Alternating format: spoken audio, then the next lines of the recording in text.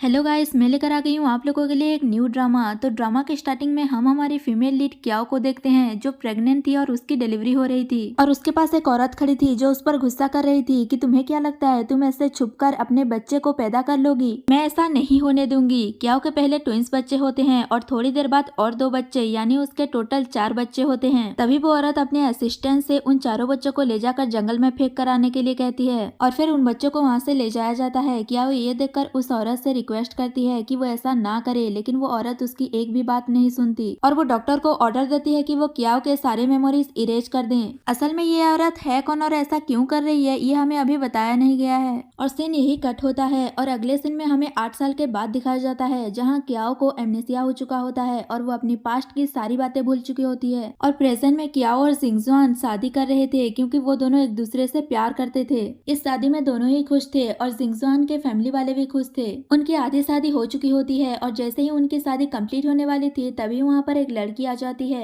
उसका नाम जिंगसी थी और वो जिंगजोंग के साथ सभी को बताती है कि क्याओ के पहले 8 बॉयफ्रेंड रह चुके हैं और वो प्रेग्नेंट होकर बच्चे पैदा कर चुकी है और जिंगसी इसका प्रूफ भी लेकर आई थी और वो सबको वो प्रूफ दिखाती है। ये देखकर सब बहुत गुस्सा हो जाते हैं। जिंगजोंग के फैमिली वाले क्याओ को धोखेबाज कहने लगते हैं और वो जिंगजियांग से क्याओ को डिवोर्स देने के लिए कहते हैं। क्याओ को तो उसकी प्रेगनेंसी के बारे में कुछ भी याद नहीं था। जब वो ये सुनती है तो उसे हल्का हल्का याद आने लगता है। क्याओ जिंगजुआंग को समझाने की कोशिश करती है लेकिन जिंगजुआंग ये जानकर कि वो पहले से प्रेग्नेंट हो चुकी है और उसने बच्चे को जन्म दिया है तो वो उस पर गुस्सा करके उससे अपनी शादी तोड़ देता है और उसे डिवोर्स देने की बात कहकर वहाँ से जाने लगता है और जाते जाते वो क्याओ को स्ट्रीट साफ करने की पनिशमेंट देकर वहाँ से चला जाता है और क्याओ बेचारी कुछ नहीं कर पाती। उसके बाद नेक्स्ट सीन में क्याओ के बच्चों को दिखाया जाता है जो कि बहुत ही जीनियस हैं और उनमें से एक जिसका नाम जाओ जाओ है वो अपनी मॉम की लोकेशन ट्रैक कर रहा था और जैसे ही उसे लोकेशन मिल जाती है तो वो जल्दी से अपने और 3 भाई बहनों को इन्फॉर्म कर देता है। क्याओ के 4 बच्चों में से 2 लड़के हैं और 2 लड़कियां। उसके बाद दिखाया जाता है क्याओ स्ट्रीट साफ कर रही होती है तभी वहाँ पर एक बड़ी सी गाड़ी आकर रुकती है जिसमें से जियांग बाहर निकलती है और वो क्याओ को बुली करते हुए कहती है तुम्हें दिखाई नहीं दे रहा कितनी एक्सपेंसिव गाड़ी यहाँ से जा रही है, तुम स्ट्रीट पर क्या कर रही हो। तो क्याओ कहती है यंग मास्टर ने मुझे पनिशमेंट दी है इसीलिए मैं स्ट्रीट साफ कर रही हूँ, मुझे जाने दो। जिंगसी कहती है मैं तुम्हें नहीं जाने दूंगी, तुम्हारी जिंदगी में मौत से भी बदतर बना दूंगी और वैसे भी नेक्स्ट मंथ मैं और जिंगजुआंग शादी करने वाले हैं इसलिए तुम जरूर आना, मैं तुम्हें इनवाइट कर रही हूँ और थैंक यू तुमने मुझे इतना अच्छा लड़का जो दिया, कहकर वो वहाँ से चली जाती है और गाड़ी में जाकर वो किसी को फोन करके क्याओ के साथ बुरा करने के लिए कहती है। उसके थोड़ी देर बाद क्याओ को एक गुंडा किडनैप कर लेता है और एक सुनसान जगह पर बांध कर रखा होता है और वो गुंडा क्याओ को बुली करते हुए कहता है कि तुम बच्चे पैदा करने के बाद भी कितनी खूबसूरत हो, कहकर उसके साथ बदतमीजी करने लगता है और वही क्याओ के बेटे जाओ जाओ को भी पता चल जाता है कि उसकी मॉम ट्रबल में है और वो जल्दी से अपने ट्विंस भाई जीजी को इन्फॉर्म करके अपनी मॉम को सेव करने के लिए कहता है। क्याओ का दूसरा बेटा जीजी वो फाइटिंग में बहुत ही स्किल्ड है और वो अपने मास्टर से परमिशन लेकर अपनी मॉम को सेव करने के लिए चला जाता है। जीजी वही पहुंच जाता है जहां क्याओ को बांध कर रखा है और वो उस गुंडे से अपनी फाइटिंग स्किल्स और पावर का यूज करके उसे गायब कर देता है और अपनी मॉम को बचा लेता है। तब तक क्याओ बेहोश हो चुकी थी तो जीजी उसे होश में लाता है और कहता है कि मॉम मैंने उस बैड गाय को हरा दिया। तो क्याओ उससे पूछती है कि तुम कौन हो। जीजी उसे बताता है कि मैं आपका बेटा जीजी हूँ। ये सुनकर क्याओ हैरान हो जाती है और वो सोचने लगती है कि क्या मैंने सच में बच्चा को जन्म दिया है। नेक्स्ट सीन में क्याओ और जीजी को घर में दिखाया जाता है जहाँ क्याओ रेस्ट कर रही होती है और जीजी अपने बाकी 3 भाई बहनों को इन्फॉर्म कर देता है कि मैं मॉम को सेफली घर ले आया हूँ, ये मिशन कंप्लीट हो गया है। ये सुनकर सारे बच्चे बहुत खुश हो जाते हैं। अब जाओ जाओ सोचता है मॉम तो सेफ है, अब नेक्स्ट स्टेप में हमें मॉम और डैड को एक करना होगा और वो क्याओ की तरफ से जिंगजुआंग को लव लेटर लिख कर भेज देता है। दूसरी तरफ जिंगजुआंग एक नेकलेस को देखकर अपनी पास्ट की बातें याद कर रहा था कि कैसे जब 8 साल पहले उसे एक बार पॉइजन दिया गया था, वो जंगल में एक लड़की से मिला था और वो उसे मदद करने के लिए कहा था और उसके साथ नाइट स्पेंड कर लिया था और कहा था कि वो उसकी रिस्पॉन्सिबिलिटी लेगा। लेकिन जब उसकी आंखें खुलती है तो वो लड़की वहाँ से जा चुकी थी, लेकिन वहाँ पर एक नेकलेस गिरा पड़ा था और वो लड़की और कोई नहीं बल्कि क्याओ ही थी। लेकिन जिंगजुआंग को ये याद नहीं कि वो लड़की कौन थी और वो उस लड़की को ढूंढ रहा है जिसने उसकी जान बचाई थी। तभी उसका असिस्टेंट आकर उसे लव लेटर देकर कहता है कि आपकी एक्स वाइफ ने आपके लिए लिखा है। ये देखकर वो गुस्सा हो जाता है और सोचता है कि वो अभी तक हार नहीं मानी है और वो गुस्से में क्याओ के पास जाता है और कहता है कि तुम्हें क्या लगता है तुम अभी भी ये डिजर्व करती हो कि तुम मुझे लव लेटर लिखो। क्याओ नहीं कहकर वहाँ से जा रही होती है। तभी किंगजॉन उसे कहता है कि तो फिर ये क्या है, खुद ही देख लो, कहकर वो लव लेटर्स उसके ऊपर फेंक देता है। क्याओ उन लव लेटर्स को देख रही होती है। तभी जिंगजॉन उसे कहता है कि क्या तुम अभी भी यंग लेडी बनना चाहती हो। तो क्याओ कहती है मैं तो बस एक स्वीपर हूँ, मुझे मेरी आइडेंटिटी पता है, मैं आपके लायक नहीं हूँ। जिंगजॉन कहता है कि कि अगर तुम्हें पता है तो तुम मुझे परेशान क्यों कर रही हो। और आगे वो कुछ कहने ही वाला होता है कि तभी वहाँ पर जीजी आ जाता है और वो जिंगजुआंग को डैड कहकर बुलाता है और कहता है कि डैड आप मेरी मॉम से ऐसे बात मत कीजिए। ये सुनकर जिंगजुआन हैरान हो जाता है और वो उससे पूछता है कि तुम सच बताओ, तुम मुझे डैड क्यों बुला रहे हो। तो जीजी कहता है क्योंकि आप मेरे डैड हो और कहता है देखिए मैं आपकी तरह दिख रहा हूँ। ये सुनकर जिंगजुआंग गुस्सा हो जाता है और वो जाकर क्याओ का गला पकड़ लेता है और कहता है कि जब से मैं तुम्हें जानता हूँ तब से लेकर आज तक हमारे बीच ऐसा कुछ नहीं हुआ, तो ये मेरा बेटा कैसे हो सकता है। तुम्हारी हिम्मत कैसे हुई ऐसे किसी भी बच्चे को लाकर मुझे ब्लैकमेल करने की। तो क्याओ कहती है इसे एक डैड की जरूरत है। तभी जिंगजुआंग कहता है तो जाओ और इसके जंगली डैड को ढूंढो और उससे डैड बुलवाओ, तुम मुझसे चाहती क्या हो। कहकर वो गुस्से में उसे धक्का मारकर वहाँ से चला जाता है। पीछे से जीजी कहता है कि मैं जंगली बच्चा नहीं हूँ और फिर वो अपने मॉम के पास चला जाता है। जिंगजुआंग जब जा रहा होता है तो उसका असिस्टेंट उसे कहता है कि ये बच्चा सच में आप ही की तरह दिख रहा था। जिंगजुआंग कहता है कि तुम्हारे कहने का मतलब क्या है। असिस्टेंट कहता है कहीं ऐसा तो नहीं 8 साल पहले जिस लड़की ने आपकी जान बचाई थी वो क्याओ ही है और हो सकता है कि ये बच्चा आप ही का हो। ये सुनकर जिंगजुआंग फिर से क्याओ के पास जाता है और उसे कहता है कि तुम मेरे साथ चलो। फिर उसे उठाकर सोफे पर लेकर जाता है और कहता है कि तुम्हें अच्छे से पता है मैन को सेड्यूस कैसे किया जाता है और उसके साथ रोमांस करने की कोशिश करता है। पर क्याओ उससे दूर होकर कहती है कि तुम ये क्या कर रहे हो। पर जिंगजुआंग उसे रोककर कहता है कि तुम तो यही चाहती थी। कहकर वो उसे किस करने लगता है लेकिन क्याओ उसे बाइट कर लेती है और उसे पूछती है कि तुम क्या चाहते हो। तो जिंगजुआंग कहता है कि तुम्हें पता है कि मैं कितना पावरफुल हूँ, मैं आसानी से तुम्हें और तुम्हारे उस जंगली बेटे को कमरे में बंद करके रख सकता हूँ। तो क्याओ गुस्से में कहती है कि तुम ऐसा नहीं कर सकते। जिंगजुआंग उससे पूछता है कि तुम कभी पीच बलसोम विलेज में गई हो और वो उस नेकलेस को दिखाकर पूछता है कि क्या तुमने पहले इसे कभी देखा है। क्याओ मना कर देती है तो जिंगजुआंग उस पर गुस्सा करता है और कहता है कि तो फिर वो बच्चा किसका है। क्याओ कहती है मुझे नहीं पता। जिंगजुआंग कहता है कि वो बच्चा तुम्हारा है। फिर तुम्हें कैसे नहीं पता कि वो लड़का कौन है। क्याओ कहती है मुझे सच में नहीं पता। तो जिंगजुआंग उसे कमरे में लेकर जाता है और कहता है लास्ट टाइम पूछ रहा हूँ जीजी किसका बेटा है। तो क्याओ भी गुस्से में कह देती है इससे तुम्हारा क्या लेना देना। ये सुनकर वो क्याओ को कमरे में बंद करके चला जाता है। क्याओ अपने पास्ट को याद करने की कोशिश करती है कि वो लड़का कौन था पर उसे कुछ भी याद नहीं आता। वही दूसरी ओर शैन फैमिली में दिखाया जाता है जहाँ उसी औरत को दिखाया जाता है जिसने क्याओ के मेमोरी को इरेज कर दिया था और यहाँ हमें पता चलता है कि वो औरत और कोई नहीं बल्कि जिंगसी की मॉम है और उसने ये सब इसलिए किया था ताकि वो अपनी बेटी के शादी जिंगचुआन से करा सके। जिंगसी जीजी का फोटो अपनी मॉम को दिखाती है और कहती है ये तो देखने में बिल्कुल जिंगचुआन जैसा लग रहा है, कहीं ये उसका बेटा तो नहीं। तो उसकी मॉम कहती है ऐसा नहीं हो सकता, मैंने उन 4 बच्चों को अलग अलग 4 ऐसी जगहों पर फेंका है कि वहाँ घास भी नहीं उग सकती,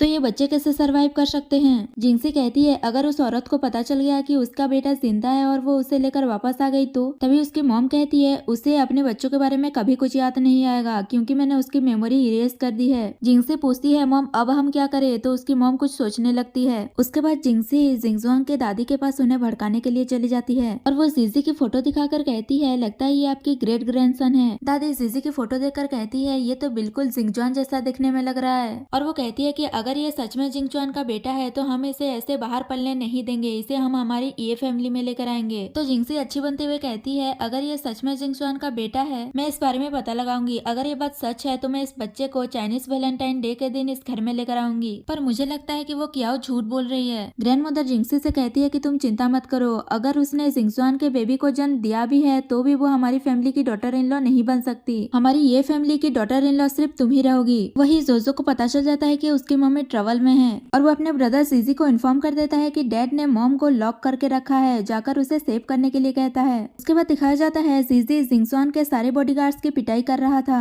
और उन्हें कहता है जाकर जिंगजुआन को बता दो कि यंग मास्टर जीजी आए हैं। तो बॉडीगार्ड जाकर जिंगजुआन से कहता है कि कोई यंग मास्टर जीजी आया है और वो सारे बॉडीगार्ड्स को मार रहा है। तभी वहाँ जीजी डैडी डैडी कहकर आ रहा होता है। जिंगजुआन उसे देखकर कहता है तो ये तुम हो। जिंगसी जीजी को घर में देखकर कहती है ए जंगली बच्चे तुम यहाँ क्या कर रहे हो। तो जीजी कहता है मैं जंगली नहीं हूँ बल्कि तुम जंगली हो और तुम्हारा पूरा फैमिली जंगली है। जिंगसी गुस्से में कहती है तुम उसी सेमलेस वुमेन क्याओ के जंगली बेटे हो ना, तुम भी सेमलेस हो इसीलिए यहाँ आकर ऐसा किसी को भी अपने डैड कह रहे हो। जीजी कहता है डैड आपको हॉस्पिटल जाकर अपने आंखों का चेकअप करवाना चाहिए, आपको दिखाई नहीं दे रहा आपके आसपास कैसे लोग हैं जो बहुत ज्यादा बातें कर रहे हैं। जिंगसी उससे पूछता है जंगली बच्चे तुम यहाँ क्या करने आए हो। तो वो कहता है कि मैं अपनी मॉम को यहाँ से ले जाने आया हूँ। जिंगजुआन उससे कहता है कि तुम इसके लिए क्या कर सकते हो। जीजी कहता है आप अपनी प्राइस बताइए, आप कितने प्राइस लोगे। तभी जिंगजुआन इशारा करता है तो जीजी कहता है 10,000 युआन। तभी जिंगसी उससे कहती है तुम्हारे पास 10,000 युआन है भी या नहीं। तभी जीजी कहता है ठीक है मैं तुम्हें 1 मिलियन ऑफर करता हूँ। ये सुनकर सब शॉक्ड हो जाते हैं। जिंगसी हंसते हुए कहती है कि तुम छोटे से बच्चे के पास 1 मिलियन कहाँ से होगा, तुम्हारी मॉम भी भी झूठी है और तुम भी अभी से ही झूठ बोल रहे हो। और वो जिंगचुआन से कहती है कि क्या तुम अभी भी इस जंगली बच्चे के साथ रहना चाहते हो, इसे अभी घर से निकालो। वहाँ का हाउसकीपर भी कहता है कि बच्चे तुमने 1 मिलियन कभी देखे भी हैं। तभी जीजी कहता है तुम बिलीव करो या ना करो, अभी थोड़ी देर में कोई आएगा और मुझे बैंक कार्ड देकर जाएगा। ये सुनकर सब हंसने लगते हैं, पर जीजी 3, 2, 1 काउंट करता है और फिर तभी वहाँ उसके मास्टर का एक डिसाइबल आकर उसे कार्ड देकर गायब हो जाता है। ये देखकर सब शॉक्ड हो जाते हैं, पर कहने लगते हैं कि इस कार्ड के अंदर इतना पैसा नहीं होगा। तो जीजी कहता है अगर ऐसा है तो आप कार्ड स्वाइप कर लो, अगर इसमें पूरे पैसे होंगे तो आप सभी को मुझे यंग मास्टर कहकर बुलाना होगा। जिंगचुआन हाँ कहता है और हाउसकीपर कार्ड स्वाइप करता है और ये देखकर हैरान हो जाता है कि उस कार्ड में सच में 1 मिलियन है और कहता है भले ही ब्राइट प्राइस 2 मिलियन है, पर क्याओ फैमिली बैंकक्रप्ट हो जाने के बाद उनके पास इतने सारे पैसे कहाँ से आए और पिछले कुछ सालों में उनकी इतनी अच्छी इनकम भी नहीं हुई है, तो फिर ये कैसे पॉसिबल हो सकता है। पर जिंगचुआन रिलैक्स होकर कहता है कि मुझे पता है क्याओ के बैंक अकाउंट में सिर्फ 10,000 युआन ही होंगे, उससे ज्यादा नहीं। लेकिन तभी उसके फोन में नोटिफिकेशन आता है कि उसके बैंक अकाउंट में 1 मिलियन ट्रांसफर हो गए हैं। ये देखकर उसे तो फंदा ही लग जाता है और फिर जिंगचुआन क्याओ को बाहर लाने के लिए कहता है। जीजी जैसे ही अपने मॉम को देखता है तो वो उसे गले लगा लेता है और क्याओ भी उसे गले लगा लेती है। तभी जीजी कहता है तुम लोग शायद कुछ भूल रहे हो, तुम लोगों ने अभी तक मुझे यंग मास्टर नहीं कहा। जिंगचुआन फिर सभी को जीजी को यंग मास्टर कहने के लिए कहता है। तभी वहाँ पर जिंगचुआन की ग्रैंडमदर आती है और वो जीजी को अपना ग्रेट ग्रैंडसन कहती है। ये जानकर सब लोग ग्रैंडमदर को कांग्रेचुलेशंस कहने लगते हैं। जिंगसी ग्रैंडमदर से कहती है कि ये बच्चा जिंगचुआन का नहीं है। तभी ग्रैंडमदर कहती है कि तुम चिंता मत करो, मैंने इन दोनों की पैटर्निटी टेस्ट करवाई थी और उसका रिपोर्ट आता ही होगा। और थोड़ी देर में रिपोर्ट भी आ जाता है। जिंगचुआन जैसे ही रिपोर्ट देखता है तो वो शॉक्ड हो जाता है क्योंकि उसमें नेगेटिव आया होता है, मतलब जीजी जिंगचुआन का बेटा नहीं है। और ये देखकर जिंगसी स्माइल कर रही होती है क्योंकि फ्लैशबैक में दिखाया जाता है जिंगसी और उसकी मॉम ने मिलकर रिपोर्ट चेंज करा दी थी। जीजी कहता है कि डैड मैं आप ही का बच्चा हूँ, ये रिपोर्ट फेक है, जरूर इस बैड मोमेंट जिंगसी ने कुछ किया होगा। इससे जिंगचुआन गुस्सा हो जाता है और वो क्याओ को हर्ट करते हुए कहता है तो बताओ ये जीजी किसका बेटा है, क्योंकि पैटर्निटी टेस्ट में रिजल्ट तो नेगेटिव आया है, इसका मतलब ये मेरा बेटा नहीं है, तो ये किसका बेटा है। पर क्याओ को तो कुछ समझ नहीं आ रहा होता कि यहाँ क्या चल रहा है और जिंगचुआन क्याओ से बार बार पूछ रहा होता है कि जीजी किसका बेटा है। तभी क्याओ को अपने पास्ट के बारे में थोड़ा बहुत याद आता है और उसे याद आता है कि उसका 1 नाइट स्टैंड जिंगचुआन के साथ हुआ था और फिर वो जिंगचुआन से कहती है कि जीजी तुम्हारा ही बेटा है। उस दिन 8 साल पहले पीच ब्लॉसम विलेज में मैं तुम्हारे साथ थी। जिंगचुआन कहता है पहले जब मैंने तुम्हें पूछा था तो तुमने तो मना किया था। तो वो कहती है क्योंकि मेरी मेमोरी लॉस हो गई है, मुझे कुछ याद नहीं था। पर जिंगचुआन उसका बिलीव नहीं करता। तभी वहाँ पर क्याओ फैमिली के लोग आ जाते हैं और वो क्याओ पर चिल्लाते हुए कहते हैं तुम यहाँ भी हमें एम्बेरस करने चली आई, चलो जल्दी से घर चलो, और उसे जबरदस्ती ले जा रहे होते हैं। तभी वो जीजी के हाथ पर बत मांगते लेती है और वो समझ जाती है कि ये सच में मेरा बच्चा है और वो जीजी से कहती है कि तुम इतने सालों से सफर कर रहे हो पर अब नहीं। फिर अपने फैमिली वालों से कहती है मैं खुद जा सकती हूँ, कहकर जीजी को लेकर वहाँ से चली जाती है। उसके बाद दिखाया जाता है जीजी जाओजाओ को फोन करके कहता है मैंने कहा था ना तुमसे क्याओ फैमिली पर नजर रखने के लिए, वो ऐसे कैसे यहाँ पर आ गए। तो जाओजाओ कहता है उन्हें इतनी जल्दी एक्सपोज करने में मजा नहीं आएगा, पहले हम मॉम और डैड को एक करते हैं, तुम बस मॉम को प्रोटेक्ट करो और बाकी सब मुझ पर छोड़ दो। उसके बाद क्याओ फैमिली में दिखाया जाता है जहाँ उसकी मॉम और उसकी सिस्टर उसे एक ओल्ड मैन से शादी करने के लिए कह रहे होते हैं। उसकी मॉम कह रही होती है कि अब तुम इतनी यंग भी नहीं रही, इसलिए तुम्हें फिर से शादी कर लेनी चाहिए। मिस्टर वांग तुमसे शादी करना चाहता है क्योंकि उसकी वाइफ खो गई है और उसकी फैमिली बहुत अमीर भी है, इसलिए तुम उससे शादी कर लो। क्याओ कहती है मॉम वो बहुत ओल्ड है और उसने अपनी तीनों वाइफ को टॉर्चर करके मार डाला था,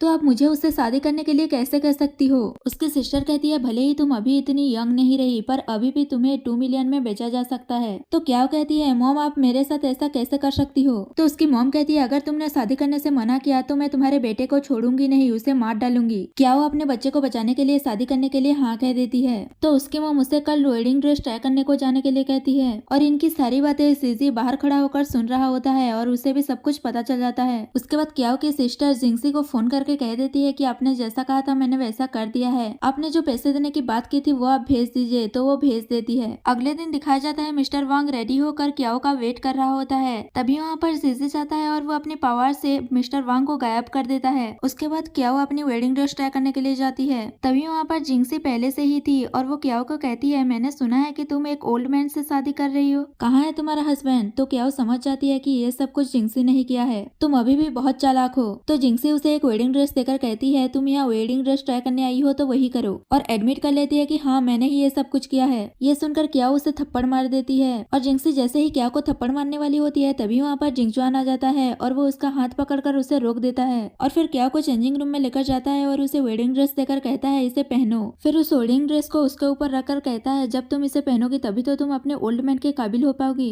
तभी क्या उसे समझाने की कोशिश करती है कि जिसे तुम्हारा बेटा है, जरूर रिपोर्ट में कुछ गड़बड़ हुई है, क्या तुम्हें मुझ पर भरोसा नहीं। पर जिंगचुआन उस पर भरोसा नहीं करता और कहता है फिर कभी मेरे सामने उस जंगली बच्चे का नाम मत लेना और इसे पहनो वरना तुम्हारे उस जंगली बच्चे को समुद्र में फेंक दूंगा, कहकर वो वहाँ से चला जाता है। क्या वो सोचने लगती है जीजी तो इसी का बेटा है तो फिर रिपोर्ट गलत कैसे हो सकता है। जिंगचुआन चेंजिंग रूम से बाहर आने के बाद सोचने लगता है कि मैं ये क्या कर रहा हूँ, इस लड़की ने बार बार मेरे साथ गलत किया, फिर भी मैं होप कर रहा हूँ कि मेरी शादी इसी से हो, ये मैं क्या कर रहा हूँ। और फिर तभी वहाँ जिंगसी आती है और वो उससे अपने लिए एक अच्छा सा वेडिंग ड्रेस चूज करने के लिए कहती है, पर जिंगचुआन उसे कोई रिप्लाई नहीं देता और अपने लिए ग्रूम ड्रेस चूज करके ट्राई करने के लिए चला जाता है और जिंगसी गुस्सा करती रह जाती है। और फिर तभी जीजी वहाँ आकर अपने पावर से जिंगसी को अपने कंट्रोल में कर लेता है ताकि वो कुछ गड़बड़ न करे। और फिर थोड़ी देर बाद क्याओ और जिंगचुआन अपनी अपनी वेडिंग ड्रेस पहनकर एक दूसरे के सामने आते हैं और एक दूसरे को देखकर उसी में ही खो जाते हैं। तभी वहाँ पर एक फोटोग्राफर आता है और उन दोनों को देखकर सोचने लगता है कि ये दोनों एक दूसरे के ब्राइड एंड ग्रूम हैं और वो उन दोनों से कहता है कि आप दोनों परफेक्ट मैच हैं, क्या मैं अपने मैगजीन के कवर पेज के लिए आप लोगों की वेडिंग फोटो ले लूं। इससे क्याओ थोड़ा अनकंफर्टेबल हो जाती है और वो कहती है कि यही अच्छा होगा कि मैं चेंज कर लूं, कहकर वहाँ से चली जाती है। ये सब जीजी और जिंगसी भी देख रहे होते हैं। जीजी उसे कहता है मुझे लग रहा है कि तुम्हें बुरा लग रहा होगा क्योंकि मेरे mom and dad perfect match हैं, कहकर वो उसे नॉर्मल कर वहाँ से गायब हो जाता है। जिंगसी नॉर्मल होकर इधर उधर देखने लगती है पर वहाँ पर कोई नहीं होता।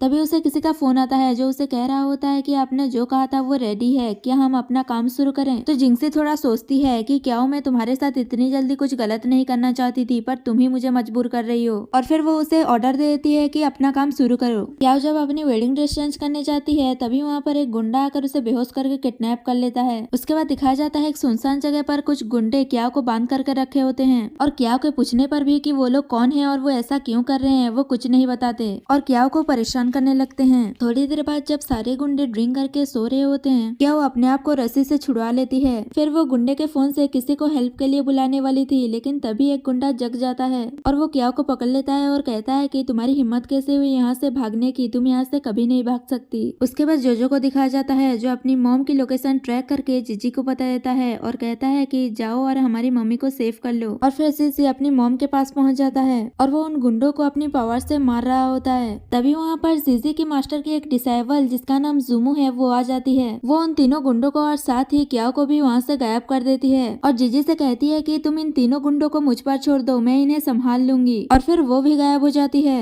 पर जीजी सोचने लगता है उसने तीनों गुंडों को अपने साथ ले गई पर उसने मम्मी को भी अपने साथ क्यों ले गई। फिर वो याद करता है कि जब उसने जोजो से पूछा था कि तुम्हारे पास कोई प्लान है क्या, तब उसने कहा था कि तुम टेंशन मत लो, सब कुछ मेरे कंट्रोल में है। तब जीजी समझ जाता है कि ये जोजो का कोई प्लान होगा और वो क्या प्लान है ये जानने के लिए वो उसके पीछे पीछे चला जाता है। उसके बाद दिखाया जाता है जब जिंगचुआन फ्रेशन अप होकर बाहर आता है वो अपने हाथ पर जो बर्थमार्क है उसे देख रहा होता है और सोच रहा होता है कि ऐसा ही बर्थमार्क जीजी के हाथ पर भी है। तभी उसे फोन पर मैसेज आता है कि क्या वो मुसीबत में है। ये जानने के बाद जिंगचुआन जल्दी से क्या को बचाने के लिए निकल जाता है और फिर वो वहाँ अपने बॉडीगार्ड्स के साथ पहुंच जाता है। वहाँ पहुंचने के बाद वो अपने असिस्टेंट से इस जगह के आसपास क्या हो रहा है वो पता लगाने के लिए कहता है। तो वो पता लगाने के बाद कहता है कि यहाँ से 500 मीटर के अंदर 3 लोग हैं, एक यंग लेडी, दूसरा गैंगस्टर। तभी जिंगचुआन पूछता है कि तीसरा कौन है। तो असिस्टेंट बताता है कि तीसरा एक बच्चा है और वो बच्चा और कोई नहीं बल्कि जीजी ही था। ये जानने के बाद जिंगचुआन को लगता है कि ये कोई क्याओ का प्लान है और वो कहता है कि तुमने मुझे फिर से डिसअपॉइंट किया, अगर तुम ये सब किसी अच्छे इंटेंशन के लिए कर रही हो तो मैं वही करूंगा जो तुम चाहती हो। और वो असिस्टेंट और बॉडीगार्ड्स को अपना यहाँ वेट करने के लिए कहकर वो जंगल के अंदर चला जाता है। उसके बाद दिखाया जाता है जंगल के अंदर क्याओ को वो गुंडा पकड़ने के लिए दौड़ा रहा होता है और वो गुंडा क्याओ को हट करने ही वाला होता है कि तभी वहाँ पर जिंगचुआन आ जाता है और वो उस गुंडे को क्याओ से दूर करके मारने ही वाला होता है कि जुमू उसे वहाँ से गायब कर देती है। क्या वो जिंगचुआन को यहाँ देखकर बिलीव ही नहीं कर पा रही होती है पर जिंगचुआन कहता है कि हाँ मैं यहाँ रियल में हूँ। उसके बाद जिंगचुआन क्याओ के पास जाता है और उसके फेस को पकड़ता है और वो उसके क्लोज होकर कहता है तुम्हें पता है तुम ऐसे कितनी अट्रैक्टिव लग रही हो। क्या उसे खुद से दूर करके कहती है मेरे पैर में पेन हो रहा है। जिंगचुआन परेशान हो जाता है और उसे कहता है कि क्या तुम्हें चोट लगी है, कहकर वो उसके पैर को देख रहा होता है पर क्या उसे रोक देती है और सोचने लगती है कहीं ये ऐसा ना सोचे कि मैं इसे सेड्यूस कर रही हूँ, मुझे यहाँ से चले जाना चाहिए। और वो उसे कहती है कि तुम ऐसे नहीं देख सकते, अपने आंखें बंद करो। जिंगचुआन जब आंखें बंद करता है तो क्या वहाँ से भागने की कोशिश करती है पर वो क्या को पकड़ लेता है और उसे गोद में उठाते हुए कहता है कि तुम्हारे पैर में चोट लगी है तो तुम चल नहीं पाओगी। उसके बाद जिंगचुआन क्या से कहता है कि ये सब कुछ तुम ही ने किया है ना, मुझे इस जगह पर लाकर सारी पुरानी बातें याद करवाना चाहती हो ताकि मैं तुम्हें फिर से प्यार करूं और तुम मुझसे फिर से शादी कर सको।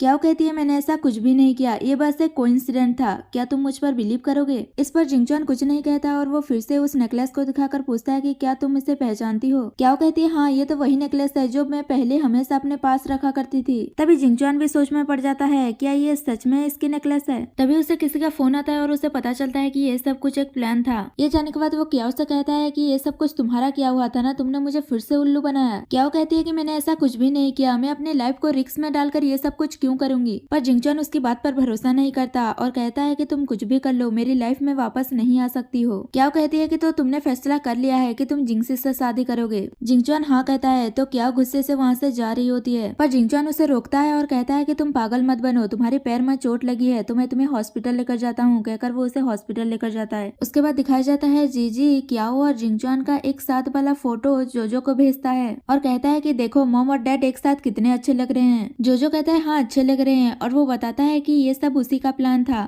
उसने पहले ही जुमू से कह दिया था कि वो जाकर असली गुंडों को हटाकर अपने गुंडे भेज दें और उसी ने ही जिंगचुआन को इन्फॉर्म किया था कि क्याओ किडनैप हो गई है और उसका लोकेशन भेजा था। पर इस सब के बारे में जीजी को कुछ भी पता नहीं था। जीजी कहता है कि तुम्हारे इतना सब कुछ करने का क्या फायदा दिया, जबकि डैड अभी भी मम्मी को ही गलत समझ रहे हैं। उसके बाद जिंगचुआन को दिखाया जाता है जो अपने डैड से जाकर कहता है कि वो इस मैरिज को कैंसिल करना चाहता है। अब उसके डैड उसे थप्पड़ मार देते हैं और कहते हैं कि ये शादी टूटने पर मेरी बहुत बेइज्जती होगी और मुझे ये भी पता है कि वो क्याओ का बच्चा तुम्हारा नहीं है। उसके बाद क्याओ को दिखाया जाता है जो हॉस्पिटल में होती है और जीजी उसका केयर कर रहा होता है और वो क्याओ से कहता है कि मम्मी डैड आपको बहुत प्यार करते हैं, मैंने सुना है कि उन्होंने ग्रैंडपा से आपके लिए फाइट भी की है। डैड की शादी एक बुरी लड़की से हो रही है, हमें जाकर उनकी शादी रोकनी चाहिए। तो क्याओ कहती है हम ये सब करेंगे कैसे, वहाँ तो बहुत सारे बॉडीगार्ड्स होंगे, हम वहाँ घुस भी नहीं पाएंगे। तभी जीजी कहता है मम्मी मैं हूँ ना आपके साथ, मैं बहुत स्ट्रांग हूँ। तो क्याओ को भी याद आ जाता है कि जीजी ने सारे गुंडों को अकेले ही संभाल लिया था, यानी उसके पास सुपर पावर्स हैं और वो मान जाती है। जीजी उसे कहता है कि मम्मी आप रेस्ट करो, मैं आपके लिए एक ड्रेस प्रिपेयर करता हूँ। उसके बाद जिंगसी को दिखाया जाता है जो वेडिंग ड्रेस ट्राई कर रही होती है और वो अपनी मॉम से कहती है कि मॉम मैंने बहुत सालों से इस शादी का इंतजार किया है, पर मुझे इस बात का डर है कि कहीं वो क्याओ और उसका बेटा हर बार की तरह इस बार भी कोई गड़बड़ ना कर दे। तब उसकी मॉम उसे अपने अंकल से जाकर मिलने के लिए कहती है जो अभी फॉरेन से रिटर्न हुए हैं। उसके बाद जिंगसी अपने अंकल से जाकर मिलती है जो यहाँ अपने एक मास्टर से मिलने आया होता है। जिंगसी अपने अंकल से कहती है कि आपको मेरी हेल्प करनी होगी, मुझे डर है कि कहीं जिंगचुआन का एक्स वाइफ और उसका बेटा आकर मेरी शादी खराब ना कर दे, इसमें सिर्फ आप ही मेरी मदद कर सकते हैं। उसके बाद जिंगसी किसी को फोन करती है और कहती है कि मैं चाहती हूँ कि क्याओ को पैरालाइज्ड कर दो। उसके बाद हॉस्पिटल में दिखाया जाता है जहाँ क्याओ के रूम में एक नर्स आती है और वो क्याओ को सप्लीमेंट कहकर किसी और दवा की इंजेक्शन दे देती है जिस वजह से क्याओ बेहोश हो जाती है। थोड़ी देर बाद जीजी कमरे में आता है और वो क्याओ को जगाते हुए कहता है कि मॉम ड्रेस रेडी हो गया है, अब आप उठ जाइए। पर क्याओ तो बेहोश हो गई थी। तभी जीजी डॉक्टर को बुलाने लगता है। तभी डॉक्टर आता है और चेक करके बताता है कि पेशेंट वेजिटेटिव स्टेट में चली गई है। जीजी रोने लगता है कि मम्मी मैं आपको अच्छे से प्रोटेक्ट नहीं कर पाया। तभी वहाँ पर एक लड़की आती है जो जीजी को कहती है कि ब्रदर जीजी। दूसरी तरफ दिखाया जाता है जिंगचुआन और जिंगसी की वेडिंग सेरेमनी हो रही थी। तभी वहाँ क्याओ जीजी के साथ आ जाती है और जिंगसी उसे देखकर सोचने लगती है कि ये ठीक कैसे हो गई। बॉडीगार्ड्स क्याओ को रोकने की कोशिश करते हैं पर जीजी अपने पावर से उन्हें रोक देता है और क्याओ सीधे जाकर जिंगचुआन को किस कर लेती है। जिंगसी ये देखकर गुस्से में कहती है कि तुम्हारी हिम्मत कैसे हुई ऐसा करने की, और वो क्याओ को थप्पड़ मारने वाली थी पर क्याओ उसका हाथ पकड़ लेती है और कहती है कि मैं ये वेडिंग कैंसिल करती हूँ। तभी जिंगसी और उसकी मॉम गुस्से में कहने लगती है कि तुम होती कौन हो इस वेडिंग को कैंसिल करने वाली। तभी जीजी जिंगसी से कहता है कि तुम जैसी अगली वुमेन मेरे डैड से शादी करने के लायक नहीं है। तभी जिंगसी गुस्से में कहती है कि तुम्हें पता है यहाँ एक मिस्टीरियस बॉस आने वाला है। तो जीजी कहता है वो मिस्टीरियस बॉस मैं हूँ, तुम सब नील डाउन होकर मुझसे माफी मांगो। ये सुनकर जिंगसी हंसने लगती है। तभी वहाँ उसकी अंकल आ जाता है। उसके आते ही जिंगसी जाकर उससे शिकायत करने लगती है कि ये छोटा सा बच्चा मेरी वेडिंग खराब कर रहा है और कह रहा है कि हम सबको इसके आगे झुकना होगा। तभी जिंगसी की मॉम कहती है कि अब तुम ही इसको सबक सिखाओ। तो अंकल जाकर उसे थप्पड़ मार देते हैं। ये देखकर जिंगसी हैरान थी पर अंकल आकर उसे भी थप्पड़ मार देते हैं और जीजी के सामने झुककर मास्टर कहते हैं। ये देखकर सब हैरान हो जाते हैं कि सच में ये छोटा सा बच्चा मिस्टीरियस बॉस है। अंकल कहते हैं कि मैं आपका डिसेबल हूँ। तो जीजी कहता है आप अभी इस वेडिंग को कैंसिल कर दीजिए क्योंकि मेरे डैड सिर्फ मेरे मॉम के हैं और किसी के नहीं। अंकल जिंगसी को ये शादी तोड़ने के लिए कहते हैं। जिंगसी मना करती है और वो अपने अंकल से कहती है कि अंकल मैं आपकी नीस हूँ, आप प्लीज मेरी हेल्प कीजिए। तो अंकल कहता है कि मास्टर मैं आपके लिए कुछ भी कर सकता हूँ लेकिन इस बार मेरी नीस की बात है इसलिए मैं आपकी बात नहीं मान सकता। जीजी कहता है तो ठीक है, अब से मैं तुम्हारा मास्टर नहीं हूँ। उसके बाद अंकल और उसके बॉडीगार्ड्स उससे लड़ने वाले थे। तो क्या जीजी से पूछती है कि क्या तुम इन इन सबको हरा दोगे। जीजी कहता है आप टेंशन मत लीजिए, मैं इन सबको संभाल लूंगा। फिर अंकल और बॉडीगार्ड जीजी से फाइट करने जाते हैं, पर जीजी अपने पावर से सभी को गिरा देता है।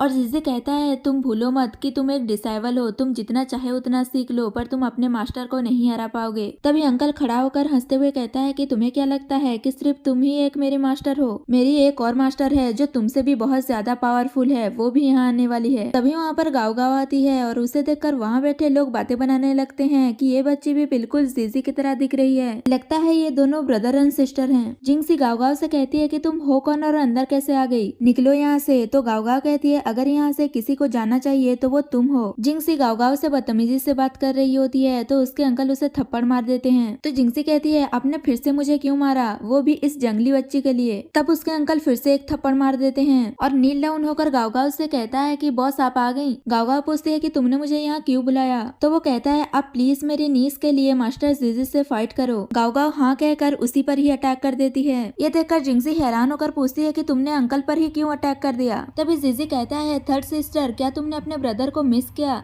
गाँव गाँव हाँ कहती है। क्या उससे पूछती है कि क्या तुम भी मेरी बच्ची हो। गाँव गाँव हाँ कहती है और जीजी बताता है कि मम्मी आप जब वेजिटेटिव स्टेट में चले गए थे तब गाँव गाँव ने ही आपको ठीक किया था, क्योंकि ये मिरेकल डॉक्टर है ना इसलिए। क्या कहती है तो ऐसी बात है और वो जिंगसी को जाकर एक थप्पड़ मार देती है और कहती है कि वो तुम ही हो ना जिसने मुझे पॉइजन दिया था, जिस वजह से मैं वेजिटेटिव स्टेट में चली गई थी। जिंगसी मना कर रही होती है कि मैंने ऐसा कुछ भी नहीं किया, पर जीजी कहता है मुझे सब पता है, तुम्ही ने उस नर्स को हायर किया था ना मम्मी को पॉइजन देने के लिए। डैड अब आप ही इस जिंगसी को पनिश करो। तभी जिंगचॉन पूछता है ये लोग जो बोल रहे हैं क्या वो सच है। जिंगसी कहती है नहीं, और वैसे भी तुम इन जंगलियों की बात क्यों सुन रहे हो, ये तो तुम्हारे बच्चे भी नहीं है। तभी क्या कहती है तुम मानो या ना मानो ये बच्चे जिंगचॉन के ही हैं। और जिंगचॉन से पूछती है कि तुम्हें किस पर बिलीव है। जीजी और गाँव गाँव कहते हैं कि डैडी आप हम पर बिलीव करो, हम आप ही के बच्चे हैं। तभी जिंगसी जिंगचॉन का हाथ पकड़कर कहती है कि ऐसा मत करो, मैं तुम्हारी फियांसे हूँ, पर वो अपना हाथ छुड़ा लेता है। तभी वहाँ पर डैड और ग्रैंडमा आ जाती हैं और वो जिंगचॉन से कहते हैं कि तुम क्याओ के बात पर भरोसा मत करो। पर इस बार जिंगचॉन किसी की बात नहीं सुनता और वो जिंगसी की दुपट्टा लेकर क्याओ के सर पर लगा देता है और क्याओ को गोद में उठा लेता है। ये देखकर बच्चे बहुत खुश हो जाते हैं। वो क्याओ को लेकर जा रहा था, तभी उसके डैड उसे कहते हैं कि अगर तुम यहाँ से बाहर निकले तो तुम्हारा हमारे फैमिली से कोई रिश्ता नहीं रहेगा। जिंगचॉन ओके कहकर क्याओ को लेकर वहाँ से चला जाता है और उनके पीछे बच्चे भी चले जाते हैं। पर पुलिस आकर जिंगसी को अरेस्ट करके ले जाते हैं और जिंगसी अपनी मॉम को हेल्प मांगती रह जाती है। उसके बाद दिखाया जाता है जिंगचॉन क्याओ को उसके घर लेकर आता है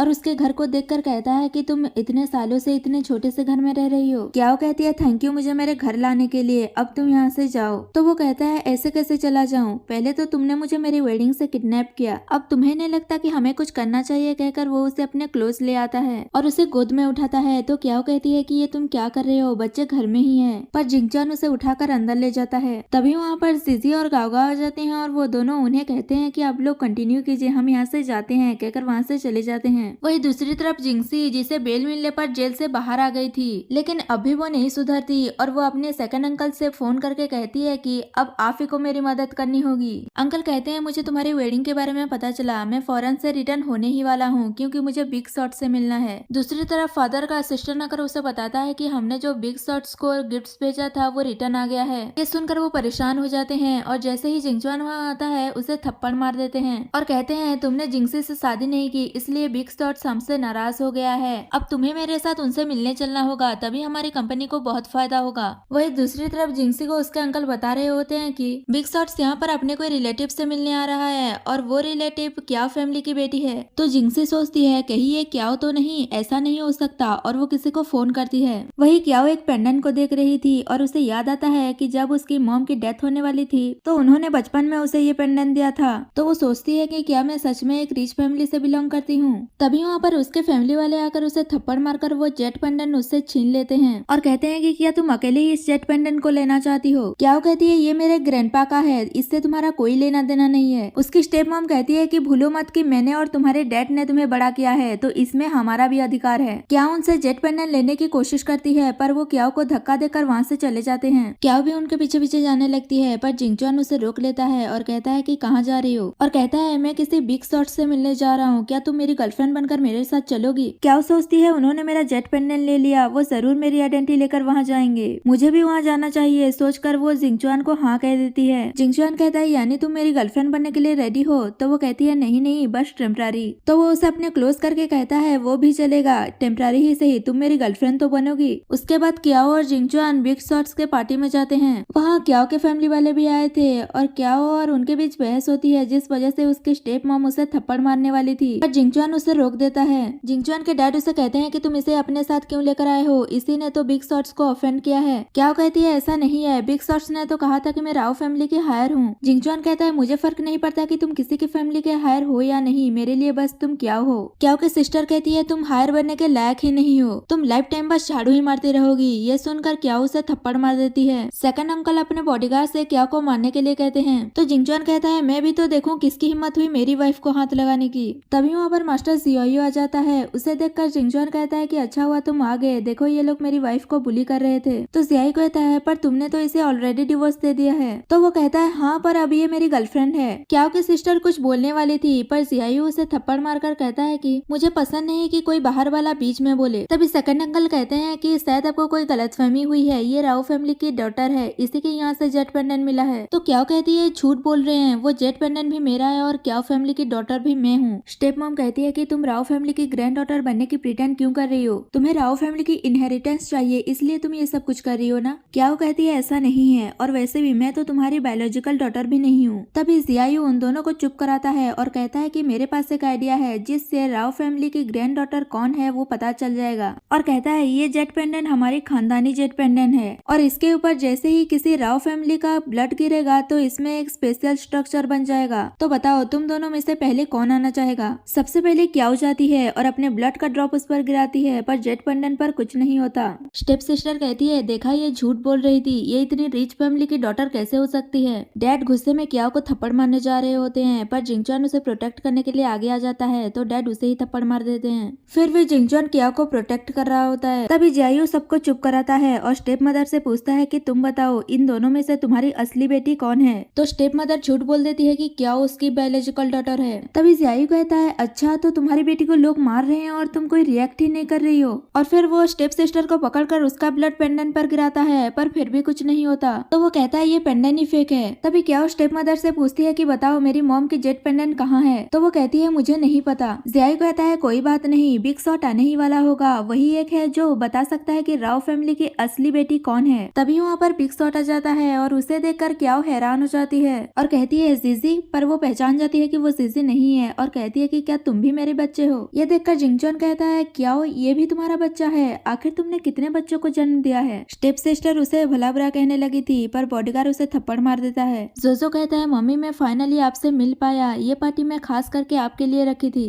तो क्याओ उसे गले लगा लेती है। जिंगचुआन उससे पूछता है कि तुम टोटल कितने भाई बहन हो। तो वो बताता है कि हम 4 भाई बहन हैं। ये सुनकर जिंगचुआन खुश हो जाता है। स्टेप मदर उसकी इंसल्ट करने लगी थी पर जिंगचुआन जाकर उसे थप्पड़ मार देता है। स्टेप सिस्टर उसे रोक रही थी कि तुम मेरी मॉम को क्यों मार रहे हो, पर सेकंड अंकल उसे ही थप्पड़ मार देते हैं। तो वो कहती है आप मुझे क्यों मार रहे हैं, हम तो एक ही टीम में हैं। तो सेकंड अंकल कहते हैं कि क्या नॉनसेंस बातें कर रही हो, मैं नहीं हूँ तुम्हारे टीम में। जाओ जाओ अपने हैकर्स को सब कुछ पता लगाने के लिए कहता है और उसके हैकर्स पता लगाकर बताते हैं कि राव फैमिली की ग्रैंड डॉटर क्याओ है। जब वो पैदा हुई थी तब क्याओ फैमिली ने उसे चुरा लिया था और जब क्याओ प्रेग्नेंट थी तब उन्होंने उसे बेच दिया था। जाओ जाओ कहता है तुम लोगों ने मेरी मम्मी को बहुत बुली किया है, उसकी पनिशमेंट तो तुम्हें मिलेगी। और जियायू कहता है फेक ग्रैंड डॉटर बनने की स्कैम के लिए भी तुम लोगों को पनिशमेंट मिलेगी। और स्टेप मदर और सिस्टर को बॉडीगार्ड पकड़ कर ले जाते हैं। ये देखकर खुश होकर जाओ जाओ कहता है गेम ओवर। सेकंड अंकल जियायू से माफी मांगने लगते हैं पर वो कहता है तुम मेरे डिसाइबल होकर ये सब किया। और सेकंड अंकल खुद को ही पनिशमेंट दे देते हैं पर बॉडीगार्ड उन्हें पकड़कर बाहर ले जाते हैं। जियायू क्याओ से कहता है तुम ही राव फैमिली की बेटी हो तो अब से राव फैमिली की सारी रिस्पॉन्सिबिलिटी तुम्हारी। और कहता है ये लड़का तुम्हें अच्छे से प्रोटेक्ट नहीं कर पाया, तुम मेरे साथ आ जाओ। तो जिंगचुआन कहता है ये तुम क्या कह रहे हो, क्या तुम मुझसे फाइट करना चाहते हो।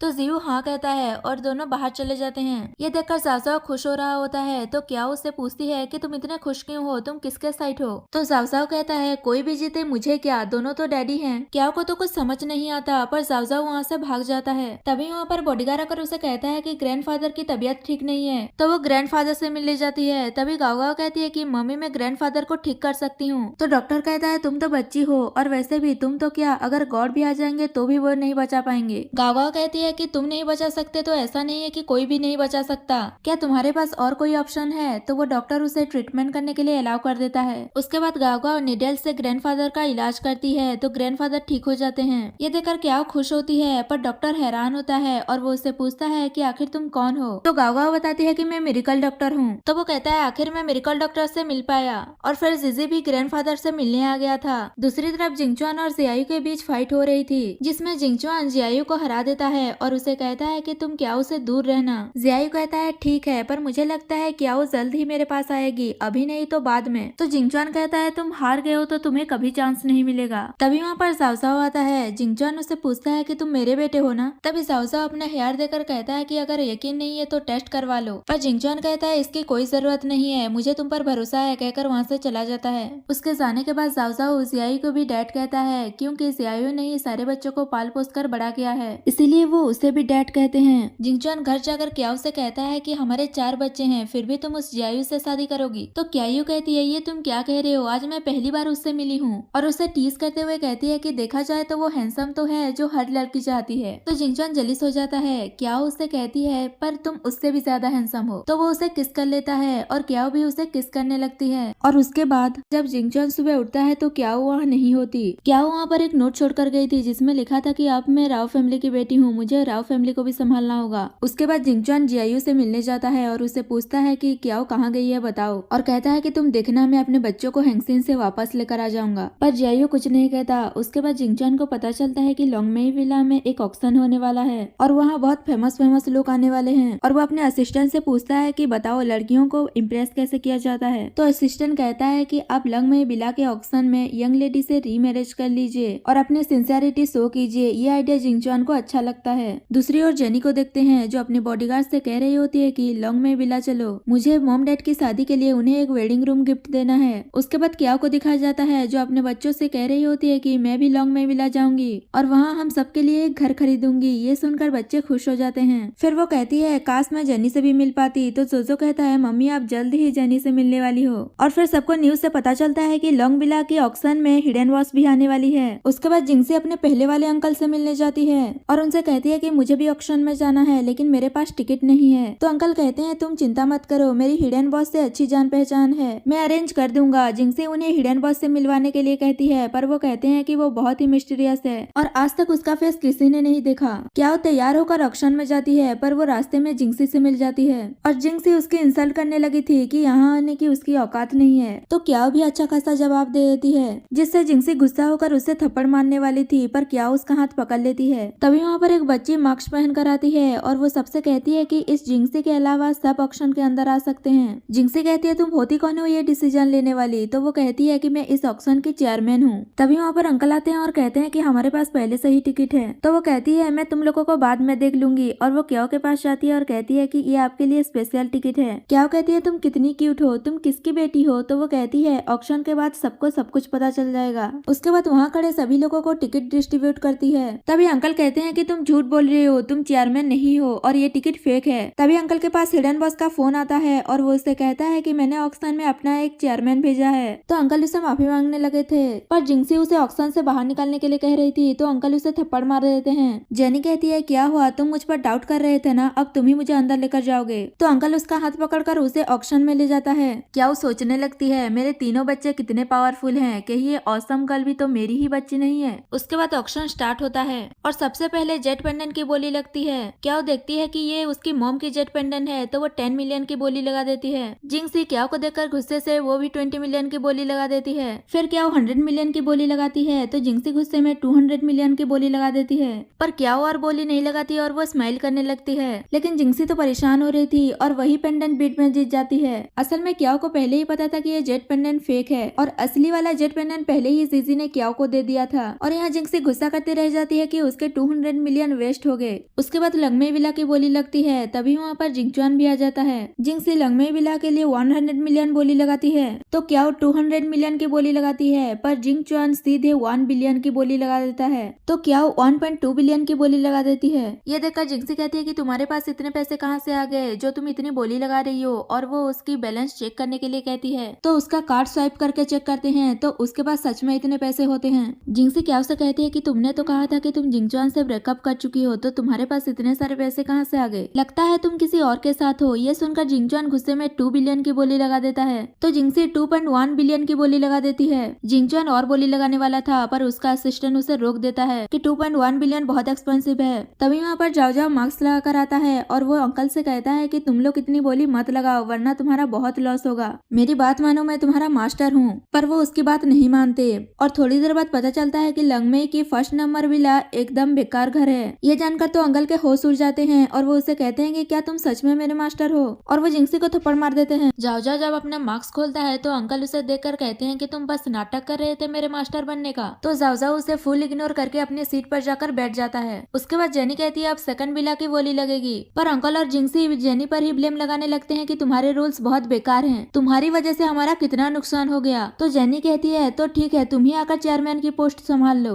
उसके बाद जिंगसी चेयरमैन बन जाती है और ऑक्शन को कंटिन्यू करती है और सेकंड विला पर बोली लगती है। तो जेनी कहती है सेकंड नंबर मेरा लकी नंबर है और वो 100 मिलियन की बोली लगाती है। क्या वो 500 मिलियन की बोली लगाती है तो जिंगसी की मॉम गुस्से में 2 बिलियन बोली लगा देती है। तभी जिंगचुआन 3 बिलियन बोली लगा देता है। उसके बाद कियाओ 3.5 बिलियन बोली लगा देती है। इससे ज्यादा जिंगसी की मॉम बोली नहीं लगा रही थी। तो जिंगसी अपनी मॉम से कहती है कि मॉम क्या आप नहीं चाहते कि मेरी शादी जिंगचुआन से हो, मुझे यहाँ वेडिंग रूम चाहिए। तो उसकी मॉम 4 बिलियन की बोली लगा देती है और सेकंड नंबर विला जीत जाती है। तभी जेनी कहती है कि मैंने झूठ बोला था कि सेकंड नंबर मेरी लकी नंबर है, एक्चुअली में second number villa Sunny area में है और वहाँ कभी भी आग लग सकती है। तभी उनको पता चलता है कि सेकंड नंबर विला पर तो आग लग गई है। तो अंकल उनसे पूछते हैं कि क्या तुम सच में मेरे मास्टर हो। तो जाओ जाओ कहता है तुम अभी नहीं समझे, यहाँ कोई हिडन बॉस नहीं है। तो जेनी कहती है मैं तो एक एक्टर हूँ और मैं एक्टिंग कर रही थी। ये सब जानने के बाद अंकल और मॉम की तो वही तबीयत खराब हो जाती है। तो जियांग उन्हें लेकर चली जाती है। उसके बाद थर्ड विला की बोली लगती है।